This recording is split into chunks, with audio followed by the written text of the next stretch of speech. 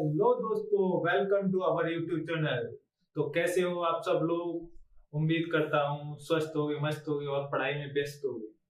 जैसा कि आपको पता है, हम स्टार्ट करने जा रहे हैं जागरण 2.0 सीरीज, जिसमें हिंदी की, मैथ की, रीजनिंग के और जीएस के साथ सभी के प्रैक्टिस सेट लेकर आ रहे हैं, जो यूपी पुलिस के लिए एक संजीवनी साबित होगी।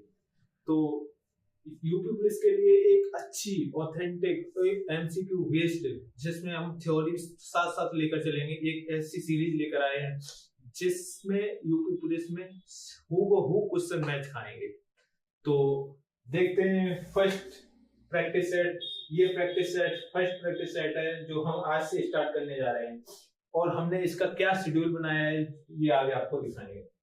इसके शेड्यूल की हम बात करें तो हमने 30 डेज में इसको डिवाइड किया हुआ है। 30 डेज में जो फर्स्ट क्लास जो आज हो रही है, उसमें हम हिंदी वर्णमाला का भाग 1, जो भाग 1 है उसमें हिंदी वर्णमाला का भाग 1 रखेंगे, और दूसरे दिन रखेंगे भाग 2। इसी तरह फिर एक या दो टॉपिक एक दिन में लेकर चलेंगे। हम 30 डेज में 30 टॉपिक्स कवर करने की कोशिश करेंगे। तो आज से ही सभी लोग जो भी अभी जागे नहीं है वो जाग जाएं, क्योंकि 8-9 से एग्जाम, 8 तारीख से वैसे एग्जाम स्टार्ट है, 9 को भी है और 10 को भी। 3 दिन में एग्जाम क्लियर होने वाले, 3 दिन के एग्जाम्स हैं। तो सबसे पहले मैं आपको बताऊंगा, अपनी फर्स्ट क्लास स्टार्ट होने वाली है हिंदी वर्णमाला का भाग 1। और बिना देरी करते हुए स्टार्ट करते हैं। तो फर्स्ट क्वेश्चन आया है आपकी स्क्रीन पर, क्या है? वर्णमाला किसे कहेंगे? फर्स्ट क्वेश्चन है वर्णमाला किसे कहेंगे? तो वर्णमाला एक शब्द के समूह को कहेंगे, या वर्णों के संकलन को कहेंगे, या शब्द गणना को कहेंगे, या वर्णों के व्यवस्थित समूह को कहेंगे। तो शब्द समूह क्या होता है? शब्दों का समूह, जैसे राम, क्या? राम, श्याम, मोहन, क्या? मोहन, राम, श्याम और मोहन। ये एक शब्द, एक शब्दों के समूह को क्या हम वर्णमाला बोल सकते हैं? नहीं बोल सकते। शब्दों के समूह को हम वर्णमाला नहीं बोल सकते। तो ये क्वेश्चन गलत हो जाए। वर्णों के संकलन को, वर्णों के संकलन, ये लिखा है, च लिखा है, छ लिखा है, क लिखा है, ड लिखा है, म लिखा है, प लिखा है, इसको वर्णमाला बोल सकते हैं? नहीं बोल सकते। यदि ये क्रम में लिखे होते, क के बाद ख, ख के बाद ग, ये क्रम में लिखे हुए तो वर्णमाला, तो इसको भी हम वर्णमाला नहीं कहेंगे। तो ये भी गलत हो गया। अब शब्द गणना को, यदि जो शब्द है उनकी गणना को, उनको जो अपन देखते हैं कि 1 2 3, उनकी जो गणना होती है उसके बेस पे कर सकते हैं? नहीं कहेंगे। तो वर्णों के व्यवस्थित समूह को, यदि क लिखा है, उसके बाद ख लिखा है, उसके बाद ग लिखा है, तो एक व्यवस्थित क्रम में है, तो इसे ही वर्णमाला कहेंगे। क्या बोलेंगे? इसे ही वर्णमाला। तो ऑप्शन नंबर डी सही है। अब वर्णमाला की हम बात करें, वर्णमाला की बात करते हैं, तो वर्णमाला किस लिपि से लिया गया है? वर्णमाला किस लिपि से लिया गया है? वर्णमाला किस से बना होता है? इसकी बात करें हम, तो देखो, सबसे पहले वर्णमाला, वर्णमाला की बात करें तो वर्णमाला है वो देवनागरी लिपि है। किसमें? देवनागरी लिपि, देवनागरी लिपि में। अब वर्णमाला 2 चीजों से मिलकर बना होता है। एक होता है क्या? स्वर, और एक होता है व्यंजन। क्या? एक होता है स्वर, एक होता है व्यंजन। इनसे मिलकर क्या बना होता है? वर्णमाला। यदि हम ये भी बोल सकते हैं, किसी लिपि के क्रमबद्ध लिखने को ही वर्णमाला कहते हैं। किसी लिपि को क्रमबद्ध, यदि क्रम से हम लिखते हैं तो उसे ही हम क्या बोलते हैं? वर्णमाला। नेक्स्ट क्वेश्चन पर अपन चलते हैं। भाषा की मूल इकाई क्या है? जो भाषा है ना, उसकी मूल इकाई क्या है? क्या अक्षर को भाषा की मूल इकाई बोल सकते हैं? क्या अक्षर को बोल सकते हैं? क्या ध्वनि को बोल सकते हैं? संकेत को बोल सकते हैं? या वर्णमाला को? तो इसका राइट आंसर होगा ध्वनि को। अब ध्वनि की बात करें और वर्ण, ध्वन और वर्ण में अंतर समझो। ध्वन और वर्ण एक ही चीज है, जो ध्वन है और वर्ण है वो एक ही चीज है। अब सबसे पहले ध्वन की बात करें, किसकी? ध्वन। ध्वन एक मौखिक इकाई है। कौन सी इकाई है? मौखिक।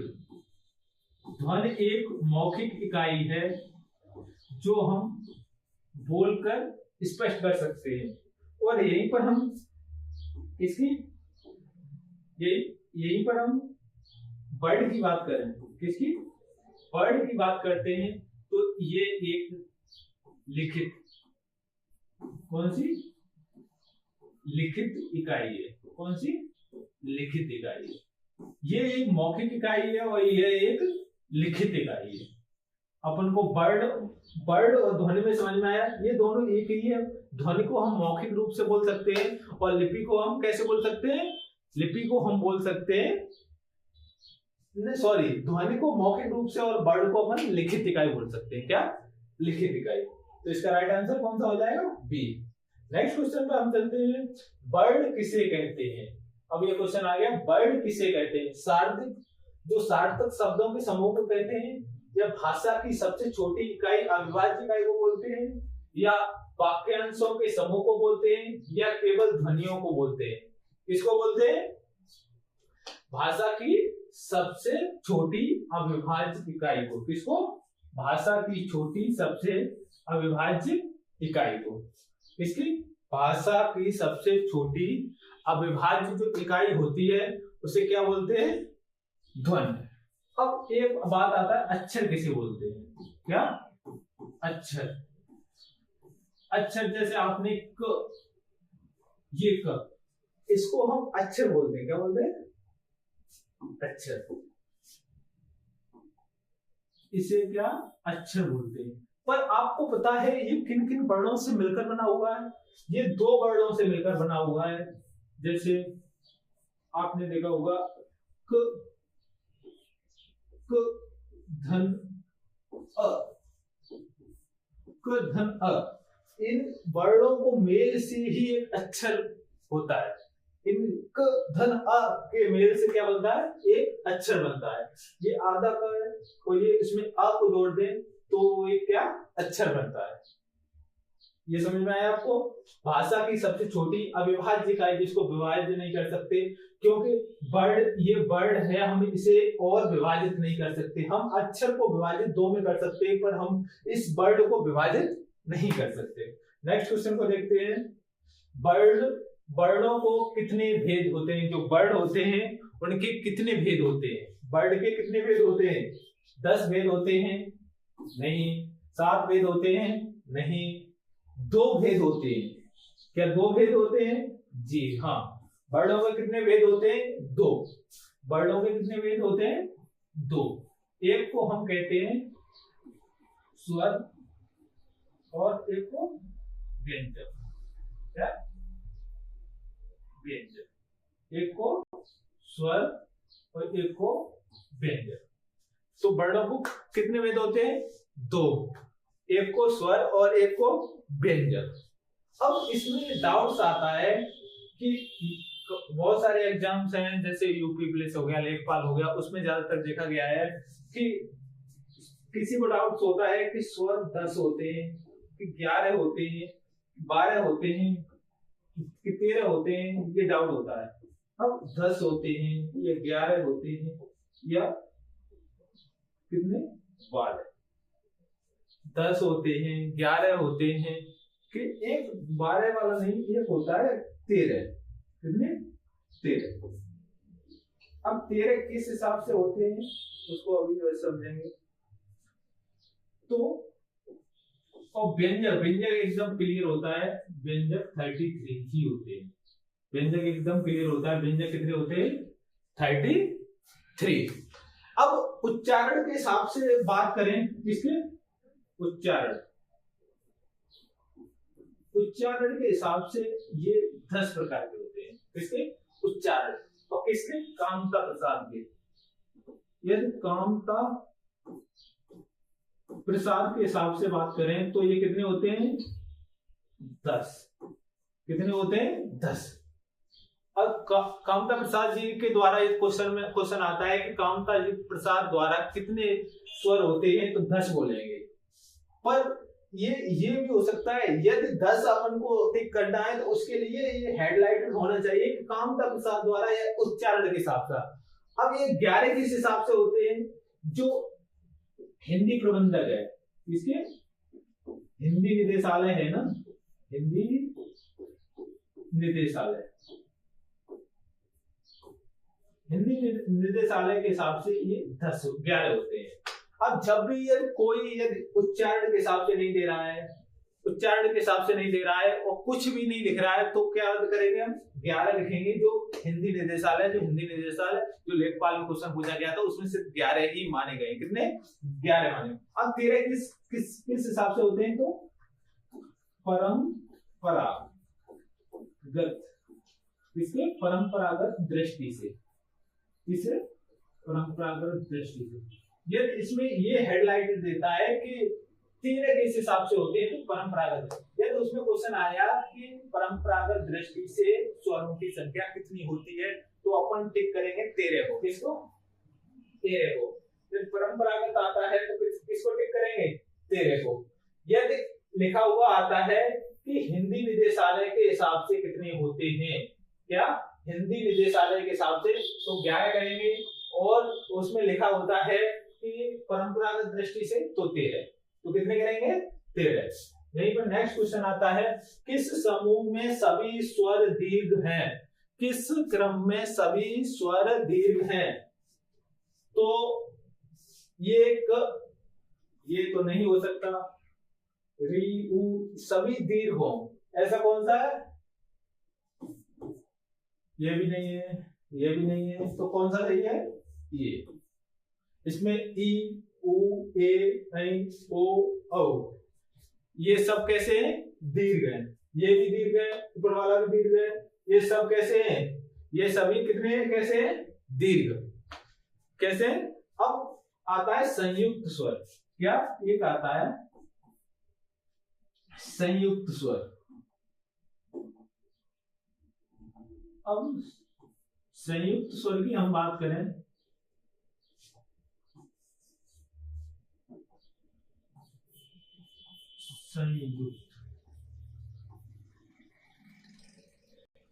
संयुक्त स्वर क्या होते हैं? आपने बहुत पढ़ा होगा कि संयुक्त स्वर क्या होते हैं, विपरीत स्वर क्या होते हैं, समवृत्त स्वर क्या होते हैं।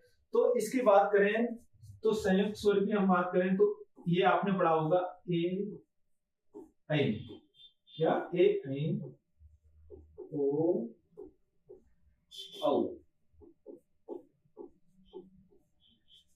ये कितने लोग बता सकते हैं कि ये कैसे, किस किस के योग से बनता है? कितने लोग बता सकते हैं ये किस किस के योग से बनता है? तो इसकी हम बात करें तो अ, धन, ई, किसके? अ और ई, इसको अ, धन, ए, किसके? ए, अ, धन, ओ, किसके? अ, धन, ओ। ये इस हिसाब से बनते हैं। अब संयुक्त स्वर की बात हम करते हैं, किसकी? संयुक्त स्वर की। जब संयुक्त स्वर की बात करते हैं हम, तो ये बनता है अ और ई की मेल से। किसके? अ और ई के मेल से। और ये अ तो वो सेम रहता है, इसको हम नीचे ले आते हैं अ और ए के, अ और ए के मेल से। अब वो बनता है अ और उ के मेल से। किसके? अ और उ के मेल से। वो बनता है, इसको हम फिर नीचे लेकर आते हैं इसके मेल से। इन्हें क्या बोलते हैं हम? संयुक्त अक्षर। क्या बोलते हैं? संयुक्त स्वर। नेक्स्ट क्वेश्चन की बात करते हैं हम। नेक्स्ट क्वेश्चन की क्या बात करते हैं? स्वरों का उच्चारण कैसे होता है? क्या व्यंजकों की सहायता से? जो स्वर होते हैं वो व्यंजकों की सहायता से, स्वर खुद में अपने स्वर से उन्हें व्यंजक की क्या यूज होता है? तो ये गलत हो जाएगा। अनुस्वार की सहायता से, उनमें जो बिंदियां आती हैं, विसर्ग आते हैं, उसकी सहायता से बोले जाते हैं स्वर? नहीं। तो किसके हिसाब से? स्वतंत्र रूप से बोले जाते हैं। कैसे? स्वरों का उच्चारण कैसे होता है? स्वतंत्र, वो किसी के मेल से नहीं बोले जाते। व्यंजक स्वरों की सहायता से बोले जाते हैं। जो व्यंजक होते हैं ना, जो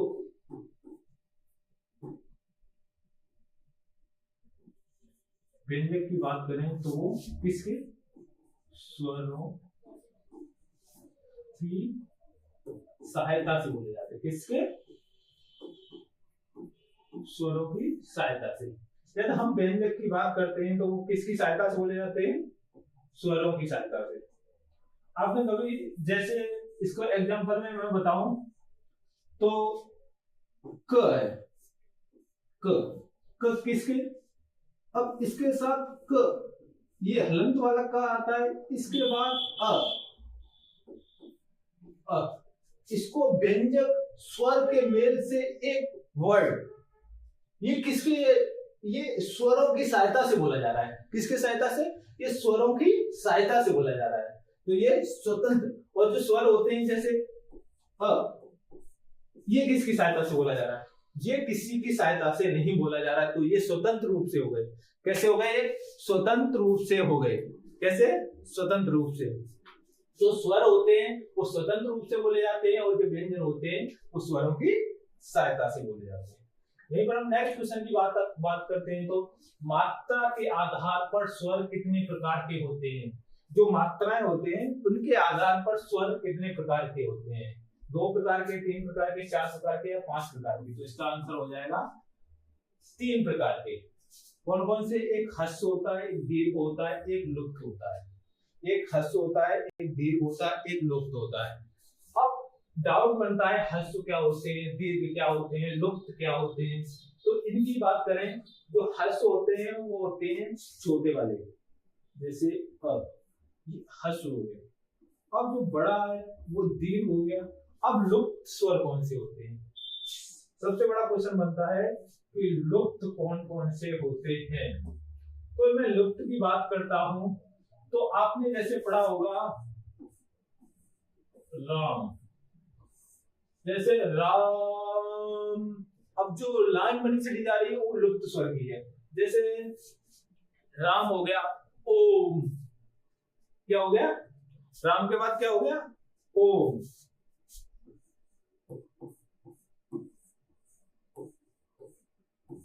ओम। अब इसे हम कितना में बड़ा कर सकते हैं? जैसे बोल सकते हैं ओम, बड़ा हो गया ना इस ओम। ये लुप्त तरीके से रहते हैं, इसे हम लुप्त कहते हैं। ह्रस्व कौन से? छोटे होते हैं, दीर्घ कौन से? जो बड़े होते हैं। और लुप्त जो जैसे राम, श्याम, इनको क्या बोलते हैं? लुप्त स्वर। क्या बोलते हैं? लुप्त स्वर। तो ह्रस्व हो गया, दीर्घ हो गया, लुप्त हो गया। तो मात्रा के आधार पर स्वर कितने प्रकार के होते हैं? 3 प्रकार के। मात्रा के आधार पर कितने प्रकार के होते हैं स्वर? 3 प्रकार से होते हैं। कौन कौन से? ह्रस्व, दीर्घ और लुप्त। यहीं पर हम क्वेश्चन 8 की बात करें तो क्वेश्चन 8 की बात करते हैं। तो जिनके उच्चारण में दीर्घ स्वर से अधिक समय लगता है, जिनके उच्चारण में दीर्घ स्वर से अधिक समय लगता है उन्हें क्या बोलते हैं? जिनके उच्चारण में दीर्घ स्वर से अधिक समय लगता है, तो दीर्घ है उनमें दीर्घ समय कितना समय लगेगा, तो उन्हें क्या बोलेंगे? दीर्घ। तो उन्हें लुप्त। जैसे मैंने अभी बोला ह्रस्व में बहुत कम समय लगता है तो ये नहीं होगा, और दीर्घ में दीर्घ ही लगता है, मध्य स्वर होता नहीं, तो ये क्या होगा? लुप्त स्वर। जिनमें अभी मैंने बताया जैसे ओम, क्या? ओम। अब इसमें दीर्घ, दीर्घ मात्रा तक होता है, दीर्घ से भी ज्यादा समय लगे तो उसे क्या बोलते हैं? लुप्त स्वर। क्या बोलते हैं उसे? लुप्त स्वर। जो दीर्घ से भी ज्यादा समय लगे उसे क्या बोलते हैं? लुप्त स्वर। तो आगे की हम बात करें, जिन स्वर के उच्चारण में 2 मात्राएं लगती हैं उन्हें क्या कहते हैं? जिन स्वर के उच्चारण में 2 मात्राएं लगती हैं उन्हें हम क्या बोलते हैं? संयुक्त स्वर बोलते हैं, मूल स्वर बोलते हैं, या गुरु स्वर या दीर्घ स्वर बोलते हैं? क्या बोलते हैं? संयुक्त तो नहीं बोल सकते, मूल भी नहीं बोल सकते, लघु भी नहीं बोल सकते, तो क्या बोलेंगे? दीर्घ स्वर। क्या बोलेंगे? दीर्घ स्वर या गुरु स्वर। दीर्घ स्वर या गुरु स्वर। आपने देखा होगा लघु और गुरु जो छंद होते हैं उनमें लघु और गुरु आता है, जैसे औरत, क्या औरत। अब इसमें दो मात्राएं या बड़ी मात्राएं, तो इसे छंद में इस तरीके से और इनको ऐसे ऐसे इस तरह से लिखा जाता है। जो इसे बोलते हैं, क्या बोलते हैं इसे बोलते हैं गुरु। क्या बोलते हैं? गुरु। और इसे बोलते हैं लघु। क्या बोलते हैं? लघु। इसे गुरु बोलते हैं और इसे क्या बोलते हैं? लघु। इसे गुरु और इसे लघु। कितना समझ में आ गया आपके? तो गुरु किसे बोलते हैं, लघु क्या बोलते हैं। दीर्घ स्वरों से भी अधिक क्या बोलता है, जिस स्वर में उच्चारण में दो मात्राएं लगती हैं उसे क्या बोलते हैं, उसे गुरु बोलते हैं। एक मात्रा लगती है उसमें लघु बोलते हैं। नेक्स्ट क्वेश्चन पर हम बोलते हैं, जो ध्वनियां न स्वर है न व्यंजन है उन्हें क्या कहेंगे। जो ना तो स्वर है और ना ही व्यंजन है तो उन्हें हम क्या बोलेंगे? अस्वर बोलेंगे, अस्वर व्यंजन बोलेंगे, उभय स्वर बोलेंगे या अयोग वहा बोलेंगे। जो ध्वनियां ना तो स्वर है ना व्यंजन है, ऐसे क्या बोलेंगे? अस्वर नहीं, व्यंजन नहीं, उभय नहीं, इसे बोलेंगे क्या? अयोग वहा।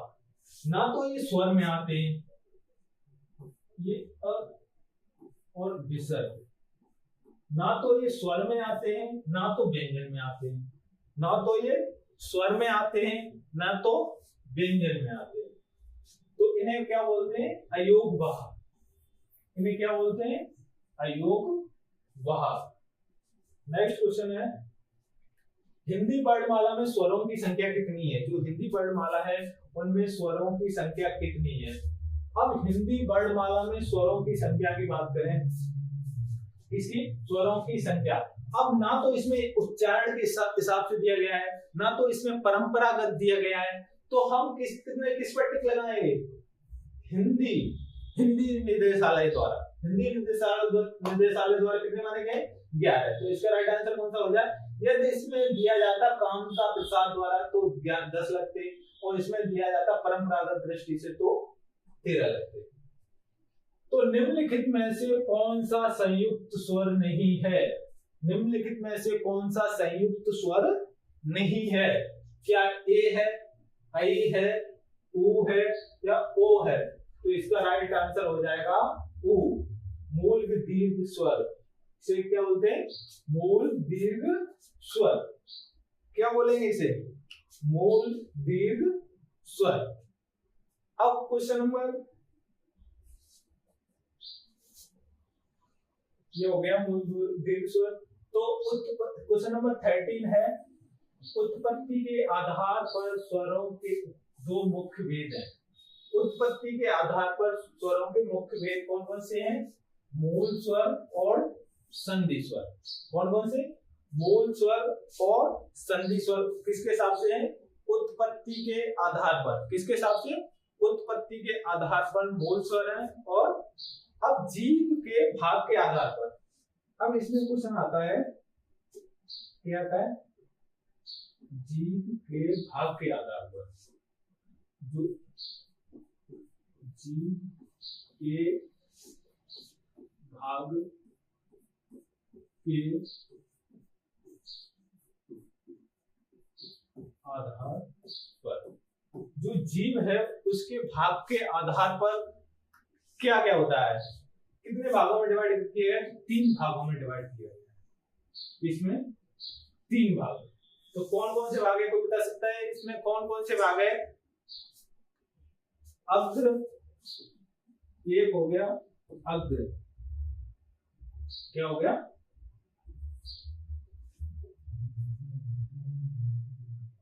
एक हो गया अग्र,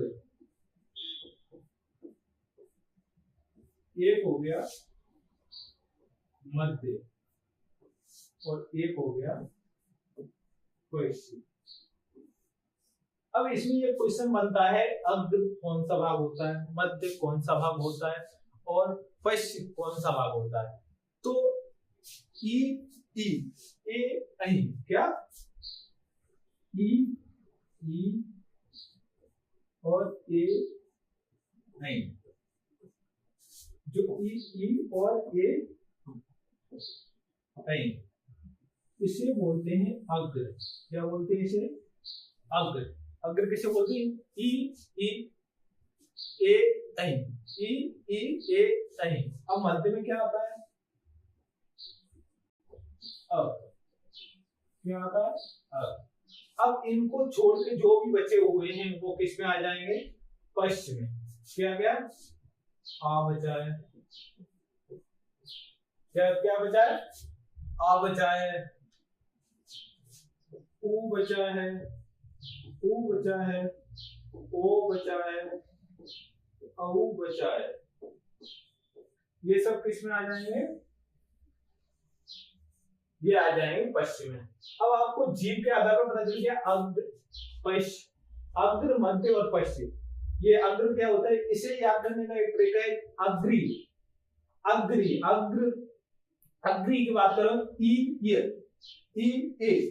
अग्र छोड़ दो उसे, ई ए, अग्रीय। मध्य की बात करें तो अ है, फिर बच्चे बच्चे जो भी बच्चे हैं उन्हें हम बोल सकते हैं कि ये पश्चिम में आते हैं। किस में आते हैं? पश्चिम में। नेक्स्ट क्वेश्चन की बात करें, ह्रस्व स्वर की संख्या कितनी होती है? जो ह्रस्व स्वर होते हैं उनकी संख्या कितनी होती है? तो कितनी होती है? 4। कितनी होती है? 4। जो ह्रस्व स्वर होते हैं उनकी संख्या कितनी होती है? 4 होती है। ह्रस्व स्वर को, जो ह्रस्व होता है, ह्रस्व को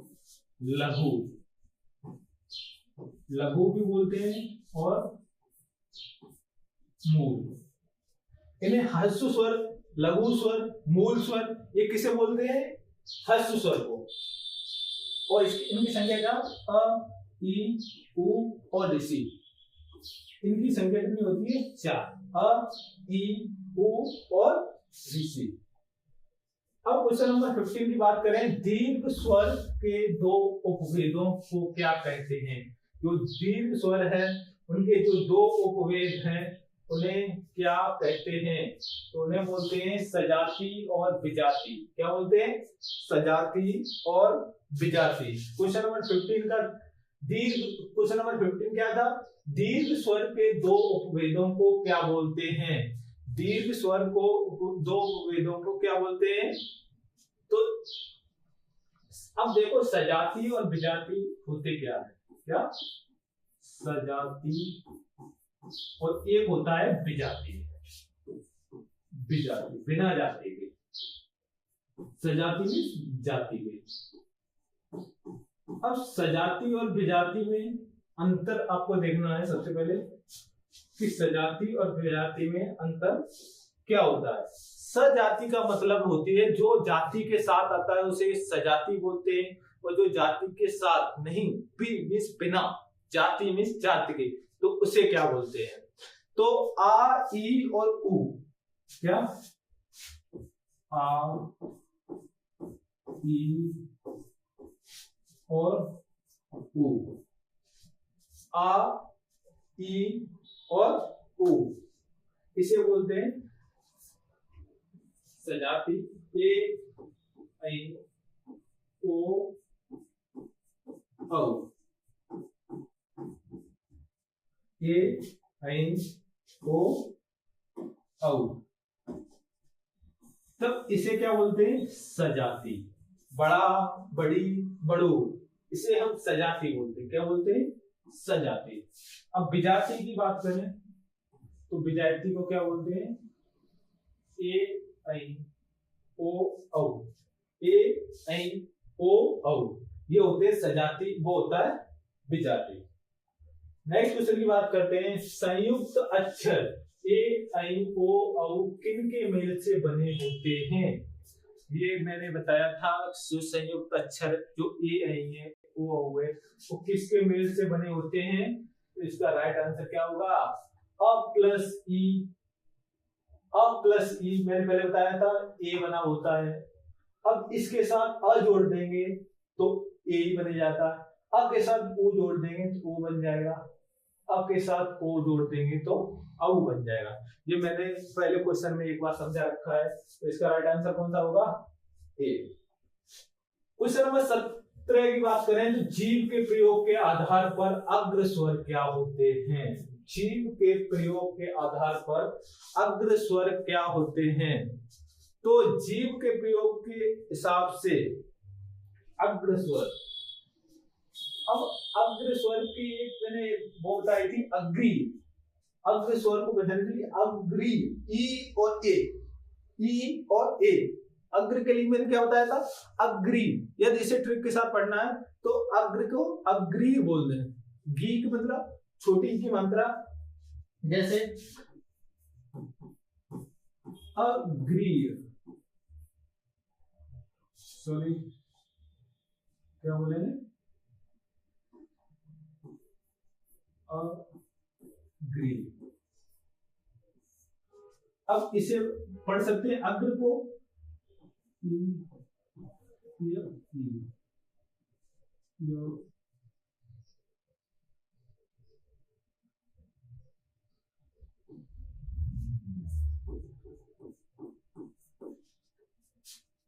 अग्र ई, हम मैंने ये छोटी मात्रा लगी, बड़ी मात्रा लगा कर भी अपन इसको इसमें ऐड कर सकते हैं। अग्री ई, ये को ए में, अग्री, अग्र ई ए ऐ, तो इसका राइट आंसर कौन सा होगा? बी। तो इसको क्या अग्र स्वर, अग्र स्वर की बात करें तो ई ए ऐ। क्वेश्चन नंबर 18 की बात करें तो जीव के प्रयोग के आधार पर मध्य स्वर, जीव के जो प्रयोग के आधार पर जो मध्य स्वर जो आगे मैंने समझा रखा है कौन सा होगा? Question number option number b, uh. कौन सा होगा? अ। अब क्वेश्चन नंबर हम 19 की बात करते हैं, सॉरी। तो जीव के प्रयोग के आधार पर पश्च स्वर, ये भी मैंने बता दिया है, अग्र स्वर बता दिया, मध्य बता दिया, पश्च। अब जीव के प्रयोग के आधार पर पश्च स्वर जो भी बचे हैं, अग्र, ई और ए, ई और ए, और उसके बाद जो मध्य अ, इनको छोड़कर जो भी बचे हैं उन्हें क्या बोलते हैं? पश्च। क्या बोलते हैं? पश्च। का राइट आंसर बी। ये तो क्वेश्चन नंबर 20 की बात करें, इनमें से समवृद्ध स्वर कौन सा है? कौन सा? समवृद्ध स्वर, समवृद्ध स्वर कौन सा है? ई। कौन सा है? समवृद्ध। अब समवृद्ध स्वर आप कैसे पहचानोगे कौन सा समवृद्ध है? तो मुख खुलने के आधार पर देखो, पहले किसके? मुख खुलने के आधार पर, किसके? मुख खुलने के आधार पर। अब मुख खुलने के आधार पर ये कितने प्रकार के होते हैं? 4 प्रकार के समवृद्ध, इसको हम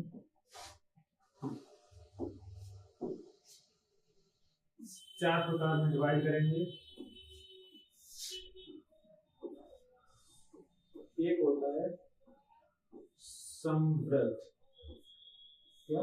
समवृद्ध। एक होता है अर्ध समवृद्ध, एक होता है समवृद्ध, और एक होता है अर्ध समवृद्ध, और एक होता है विवृद्ध, एक होता है अर्ध विवृद्ध, एक होता है अर्ध विवृद्ध। एक होता है समवृद्ध, एक होता है अर्ध समवृद्ध, एक होता है विवृद्ध, और एक होता है अर्ध विवृद्ध। अब ये क्या होते हैं? इनकी हम बात करें तो उ, क्या? उ और ई, उ और ई और ये ओ और ए क्या होते हैं? अर्ध समवृद्ध की बात करें तो ओ और ए, और इसमें आता है क्या? विवृद्ध में अ। यदि हम समवृद्ध की बात करें तो उसमें क्या क्या आया? अ और ओ ओ ए ई। और अर्ध संवृत की बात करें तो ओ और ए, ओ और ए। यहाँ पर विपरीत की बात करते हैं आ आया, क्या आया आ, तो इसमें क्या आएगा बड़ा आ, क्या आएगा बड़ा आ। और ए क्या बड़ा के बाद ए और औ, ए और जो औ ये। अब समृद्ध की बात करें उ उ ई, अर्ध समृद्ध की बात करें ओ और ए, और विपरीत की बात करें तो आ, और अर्ध विपरीत की बात करें आ ए और ओ आ जाएगा, क्या आ ए और ओ। आगे बात करते हैं क्वेश्चन नंबर 21, मुख्य द्वार खुलने के आधार पर विपरीत स्वर। मुख्य द्वार खुलने के आधार पर विपरीत स्वर, मुख्य द्वार जो खुलता है उसके हिसाब से कौन सा होगा, क्वेश्चन नंबर 21 का होगा सी, आ।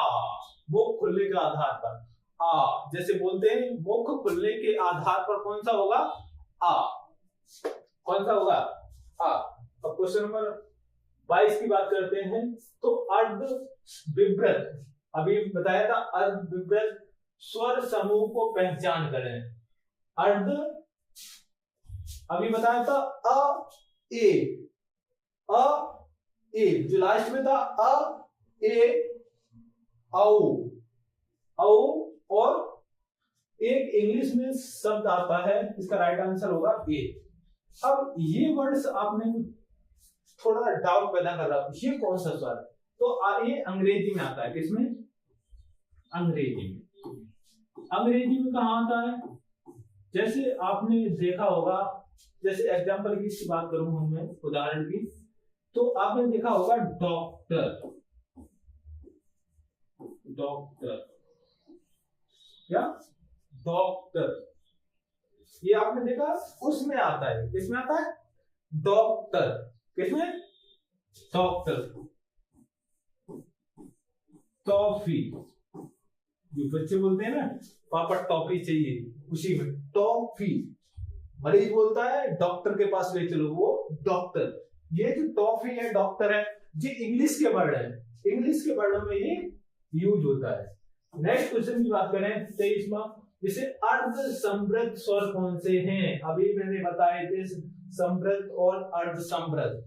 अर्ध समृद्ध की बात करें तो कौन सा है ए और ओ, क्या ए और ओ।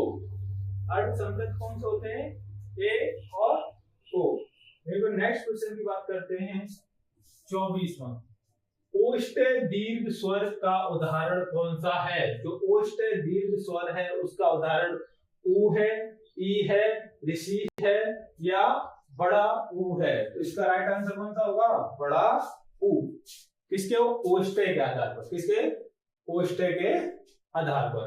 नेक्स्ट क्वेश्चन की बात करें क्वेश्चन नंबर 25, ओष्ठों की आकृति के आधार पर व्रतमुखी स्वर, ओष्ठों की आकृति के आधार पर क्या व्रतमुखी स्वर, तो क्या आ ई होगा, नहीं होगा, क्या ये होगा, हो सकता है, ये री और होगा, नहीं होगा, ये भी नहीं होगा, ये भी नहीं होगा, ये भी नहीं होगा, कौन सा होगा ये उ उ ओ औ, उ उ ओ औ, क्या होगा उ उ और ओ औ। क्वेश्चन नंबर 26 की बात करें, अव्रतमुखी स्वर समूह कौन सा है, जो अव्रतमुखी स्वर समूह है वो कौन सा है, कौन सा है, ये होगा, नहीं होगा, ये होगा, नहीं होगा, ये होगा, ना होगा, कौन सा होगा आ ई ए ऐ, आ ई ए ऐ, कौन सा होगा ये वाला।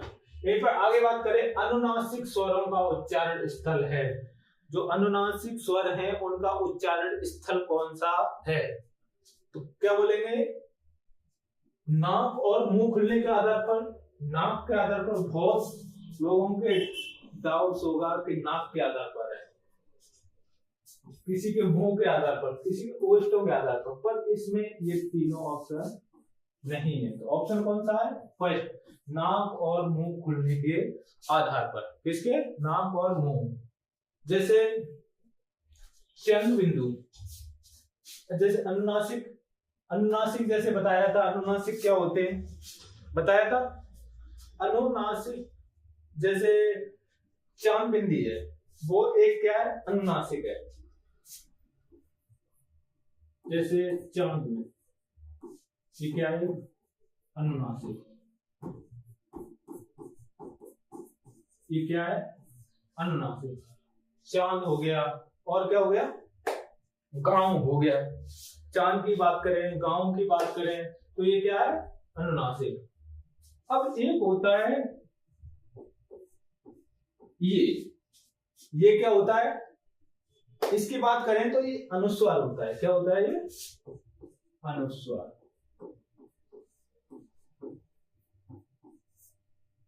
क्या होता है, अनुस्वार। आगे बात करें हम, ध्वनि केवल मुंह से निकलने वाले स्वर हैं। ध्वनि केवल मुंह से निकलने वाले स्वर हैं। वृत्ताकार स्वर हैं, या संवृत स्वर हैं, या अनुनासिक स्वर हैं, या निर्नासिक स्वर है। ये कौन से हैं, ध्वनि केवल ये है निर्नासिक स्वर। कौन से, निर्नासिक स्वर। इसका ऑप्शन आंसर हो जाएगा डी। कौन सा हो जाएगा, ऑप्शन डी। यहाँ पे क्वेश्चन नंबर 29 की बात करें, किस विकल्प में अनुनासिक का प्रयोग हुआ है। किस विकल्प में अनुनासिक का प्रयोग हुआ है, तो किस विकल्प में हुआ है, संकर में हिंदी, संकर और हिंदी में, अतः और प्रातः में, अ और आ में, चांद और अभी मैंने बताया था किसमें, जो चंद्र बिंदु लगी होती है, जैसे सांस, जैसे सांस, चांद, गांव, इनमें क्या होता है, अनुनासिक। उसमें क्या होता है, अनुनासिक यूज होता है। अनुनासिक इसमें क्या होता है, यूज होता है। यहीं पर नेक्स्ट क्वेश्चन की हम बात करते हैं, अनुनासिक और अनुस्वार के मुख्य अंतर। अनुनासिक और अनुस्वार के मुख्य अंतर। इनकी हम बात करें क्वेश्चन नंबर 30 की, तो इसका होगा क्वेश्चन नंबर 30 का बी होगा। कौन सा क्वेश्चन होगा, इसका बी होगा। नाक और मुंह दोनों से जो हवा निकलना है उसके हिसाब से, नाक और मुंह दोनों के। इसका नेक्स्ट क्वेश्चन है, आगत स्वर आ का प्रयोग किस भाषा में होगा। आ का स्वर किस भाषा में होगा, तो इसका राइट आंसर होगा सी, अंग्रेजी, डॉक्टर और कॉफी। डॉक्टर और कॉफी। इसके नेक्स्ट क्वेश्चन है सी, इसका कौन सा होगा, सी, किस स्वर का कोई लिखित मात्रा नहीं होती है, तो अ। किस स्वर की कोई लिखित मात्रा नहीं होती है, तो अ। यहीं पर नेक्स्ट क्वेश्चन की बात करते हैं, जीव के आधार पर कौन सा भेद नहीं है। जीव के आधार पर कौन सा भेद नहीं है, तो होगा विवृत स्वर। कौन सा होगा, विवृत स्वर। नेक्स्ट क्वेश्चन है कि वर्णमाला के पंचमा अक्षर का स्थान जब अ लेता है तो क्या आता है। जब वर्णमाला का पंचमा अक्षर स्थान लेता है तो क्या होता है, इसका राइट आंसर होगा अनुस्वार। क्या होगा, अनुस्वार। नेक्स्ट क्वेश्चन की हम बात करते हैं, निम्न में से अर्ध स्वर कहलाता है। निम्न में से अर्ध स्वर कहलाता है, उसका क्या होगा, इसका आंसर होगा य और ब। य और ब। यहीं पर नेक्स्ट क्वेश्चन की बात करते हैं, भाषा की दृष्टि से ऊ किस प्रकार का स्वर है। जो ऊ है वो किस प्रकार का स्वर है, पश्च समृत का। किसका, पश्च समृत का। ये भाषा की दृष्टि से कौन सा है, पश्च समृत का। यहीं पर नेक्स्ट आगे क्वेश्चन की बात करते हैं, हस्व स्वर का उदाहरण है। जो हस्व स्वर है उसका उदाहरण कौन सा है, हस्व स्वर का उदाहरण है। अब ये 37वां क्वेश्चन है, इसे आपको होमवर्क में बताना है। किसमें, होमवर्क में। जो भी होमवर्क में ये वाला क्वेश्चन का आप कमेंट बॉक्स में आंसर देना है कि इसका आंसर क्या होगा, और बाकी इसका कल डिस्कस करेंगे कि कल इसका आंसर क्या था। तो अभी के लिए गुड बाय, नेक्स्ट अब अगली वीडियो में देखते हैं।